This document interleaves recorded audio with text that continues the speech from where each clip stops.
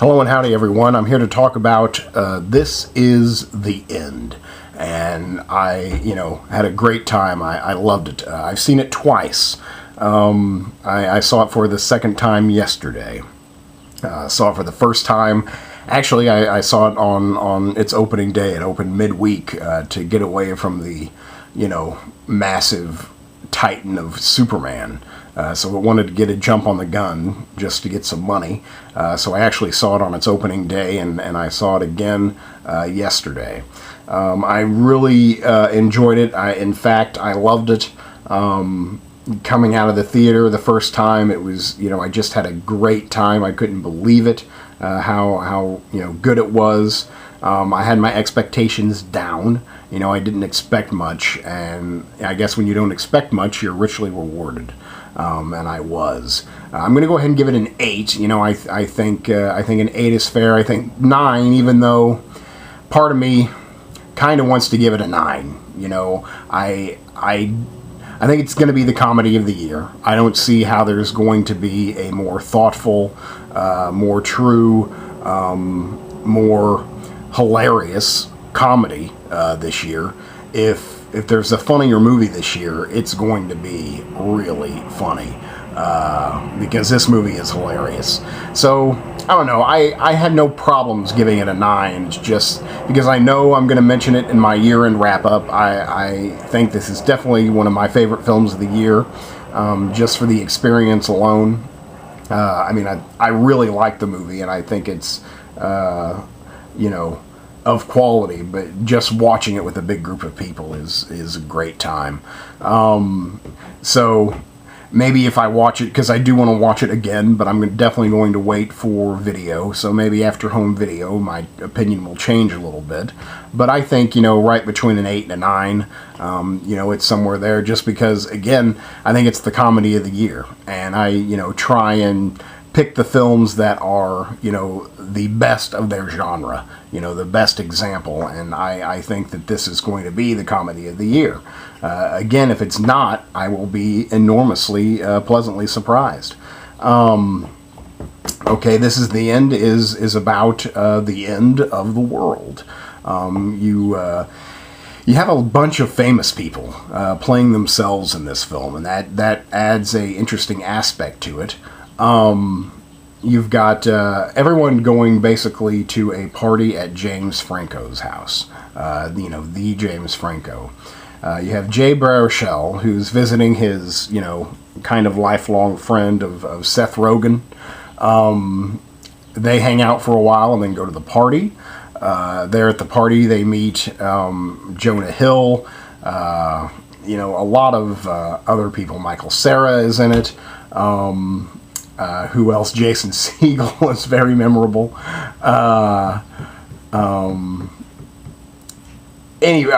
Craig Robinson is also one of the main stars of the film. But soon after getting to the party, things start to go wrong. Earthquakes start to happen. Sinkholes start to open up. A blue light comes from the sky, taking people to the heavens. So it's basically the apocalypse. The apocalypse happens in the middle of James Franco's housewarming party. And since he practically lives in a fortress, they barricade themselves in the house. Danny McBride is there. He's been hiding out, not hiding out, but he's been passed out the entire time. So it's basically this group of friends, waiting for their inevitable demise as the rest of the world crumbles around them. It's just hilarious. It's funny. It's written by Seth Rogen and I guess his writing and now directing partner Evan Goldberg. I'm pretty sure they did Superbad together. Pineapple Express. What else? There seems like there's at least a couple more in there. But anyway, this is the first one that Seth Rogen co-directed. I'm not sure why he had to co-direct it. Maybe just because he was in charge of those improv scenes so much. But I mean, he's always on screen, so I don't know why they couldn't do like a Coen Brothers thing where they're both producers and one takes the writing credit and one takes the directing credit, even though, you know, they make it together. But this is, I believe their first film was shared credit, where Evan Goldberg gives shared credit to Rogen. It's well directed, I guess. It's hilarious. I suppose the writing is the best part. It's you know, funny. It plays on the nature of celebrity. Again, this is about a bunch of, you know, rich people, you know, hiding out, and not only rich people, but famous people, you know, people with egos hiding out, waiting for the end of the world. So there's a lot of satire, you know, there's a lot of chance to talk about the nature of celebrity, you know, and the status of Hollywood, and just the empty nature of it, I feel. I mean, I think it has a lot to say, you know, as well as being hilarious. I think it's very interesting. One of my, you know, favorite memories of watching this film, and I'll probably remember this for some time, while watching it the first time. This film is, even though it is made by Jewish people, pretty much everyone in creative control is a Jew. The film has strong New Testament Christian ties. You know, it's basically a telling of the book of Revelations. You know, it's so the New Testament doesn't even exist in the Jewish religion. So I found that interesting, that the Jews take on, you know, basically the essence of Christian faith. So I found that to be amusing. But so doing that, they talk a lot about Christianity and Jesus and God. Again, this is the apocalypse, the biblical apocalypse. And, you know, as they're, I mean, I almost kind of want to say they're preaching just from the reaction of the crowd, but there was a lady behind me, a couple rows, and as long as they, you know, are enthusiastic, I don't mind too much when people talk, you know, or shout at the screen. If they're talking to each other, I kind of get pissed. But if they're shouting at the screen, I don't mind so much, as long as it's, you know, follows the film, as long as it's saying something or whatever. You know, she couldn't help herself. So if you can't help yourself, I'm certainly not going to be bummed that you're talking during the middle of the movie. But whenever they were, you know, preaching about, you know, the gospel, she, again, loud enough to be heard over the film itself, and certainly by the entire auditorium. You know, she was going, mm-hmm, and amen. I'm like, that's right. And I don't know, she was having a great time watching the film, and it kind of made the people around her have an even better time, I thought. But I was highly amused by her. But that's, you know, that's what this film can inspire. You know, it's very pro-faith. In fact, you know, I kind of want to say pro-Christian, even though, again, it's made by Jewish people. So it was like, wow, that's very, you know, it gives you something to think about. And maybe even that is a statement unto itself. It's like the, you know, oneness of religion, oneness of our race. You know, it doesn't matter too much about what God you pray to, you know, because it's all going to end the same for anyone and everyone. Special effects are great. You know, the last kind of half is very special effects heavy. The climax of the film, you know, takes place in a hellscape featuring Satan himself. And, you know, he's awesome. I think the special effects are really good. it kind of, brought me into that. I really liked their design of Satan. All of their demons looked really cool. It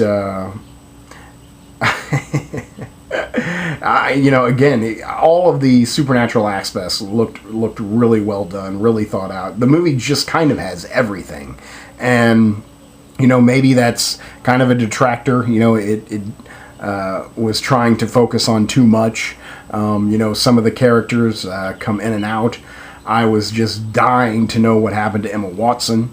Emma Watson from Harry Potter is there in a couple key scenes. She has a couple key scenes, and she never got that third one. Her character, I just wanted to know what happened to her character, just because it seemed like we knew the fate of everyone we met except for her. So I kind of wondered what happened to her. I suppose kind of the middle part got, kind of gets monotonous. I don't mean that to be a bad thing necessarily, just because, well, if you're trapped in a house with the same people, and you're trapped again, waiting for, your inevitable demise, it's probably going to feel a little bit monotonous. You're probably going to be, repetitive and bored. I'm not saying I was bored. I'm not, not at all.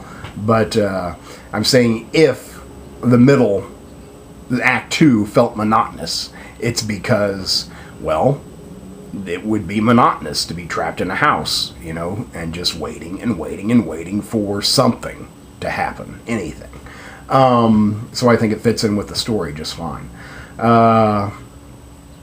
Really good performances. I mean, again, everyone is playing I would say, an amped up version of themselves. I thought Jonah Hill was hilarious. I thought he, he did a good job. I have to begrudgingly give him props. I think he kind of had the performance of the film. Danny McBride, it's just so hilarious. He probably gave me my biggest laughs, but, he's just Danny McBride. He doesn't really... He's Kenny Powers, He doesn't even have to act too much. In fact, I'm not sure if he's ever acted. He just seems to get up there in front of a camera and just be himself. But I'm sure that whenever a camera is pointed at him, he is that character. He is that Danny McBride character. I fully believe that he can't be like that all the time, but he's just absolutely hilarious. He kind of steals the show for me. There's a cameo that I would, don't want to ruin it. It would definitely be a spoiler, but Danny McBride has a gimp later on as he becomes kind of an evil overlord, and he's just got a great ending, Danny McBride, and he's got a great cameo involved with him. The movie's just hilarious, it's laughter, throughout. I was laughing like the whole time, and when I wasn't laughing, I was smiling, just having it's just a great time in the theater. That lady, I remember after the movie was over, she was like, we're going to get a bunch of new people to the church. She was like really excited and saying, what a great message it had, and wow, a lot of people are going to, come to the church after watching this film. We've got a lot of new followers, and I was, thought that was interesting. It gave me something to think about.